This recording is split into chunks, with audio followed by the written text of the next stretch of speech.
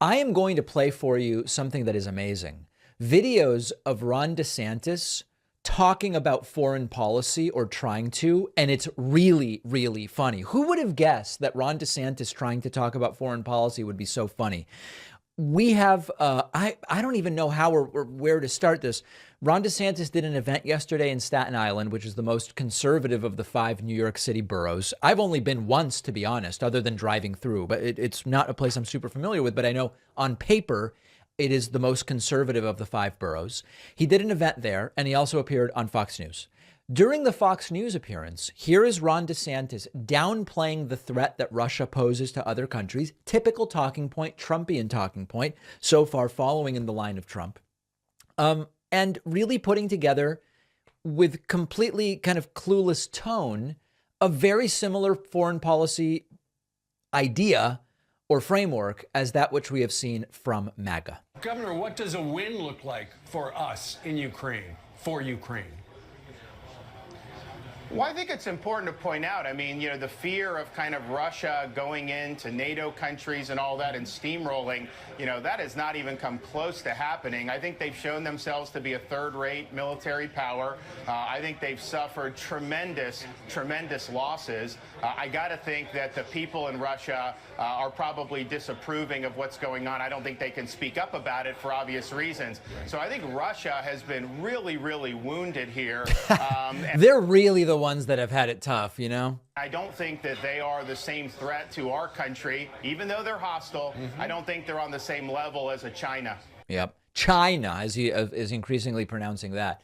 So this is a typical playbook. OK, I'm not going to come out and say the things that a lot of the people that would vote for me are thinking, which is like they actually kind of like Putin. They're enamored with these authoritarian strongmen. But he's going to just say, yeah, there's not really that much of a threat and we don't really have to worry that much. And it's really Russia that's been hurt by all of this. And the U.S. getting behind Ukraine is actually like really bad for the Russian people and so on and so forth. But the funniest part of it is, Florida governor tries to talk about foreign policy and clearly has no idea whatsoever what's going on. Here he was asked during the same interview about the visit to Ukraine. Is this the same interview or was this later in the day? I believe it is the same interview. Asked about the visit to Ukraine by Joe Biden, and you won't be shocked to know that he doesn't like it. Things first, on the president's unannounced visit, is this a good move? Well, Brian, I'm reminded of when he was vice president, Obama and Biden opposed providing lethal aid to Ukraine during those years. And then I'm also reminded that I don't think any of this would have happened but for the weakness that the president showed during his first year in office, culminating, of course, in the disastrous withdrawal in Afghanistan. So I think while he's over there, I think I and many Americans are thinking to ourselves, okay, he's very concerned about those borders halfway around the world. He's not done anything to secure our own border here at home. He's on message, right? I mean, this is what the other Republicans said. Millions and millions of people pour in, tens of thousands of Americans dead because of fentanyl. And then, of course, we just suffered a national humiliation of having China fly a spy balloon clear across the continental United States. So we have a lot of problems accumulating here in our own country that he is neglecting. This is the language of someone who's running for president. I don't know how else to say it. This is a message this is not a Florida message. This is a message you give in New York about global issues that you understand very little about. And look at, by the way, when you look at that clip and the previous one and what we know about DeSantis, take a look at the foreign policy sort of package that DeSantis is putting together, blaming the United States for the Russian invasion of Ukraine and Biden's alleged mishandling of things, attacking Biden while Biden is in a war zone, right? Because at the end of the day, that's where Joe Biden went. Suggesting he would dial back support for Ukraine and give Russia more breathing room to do what it wants to do. Minimizing the threat from Russia, of course.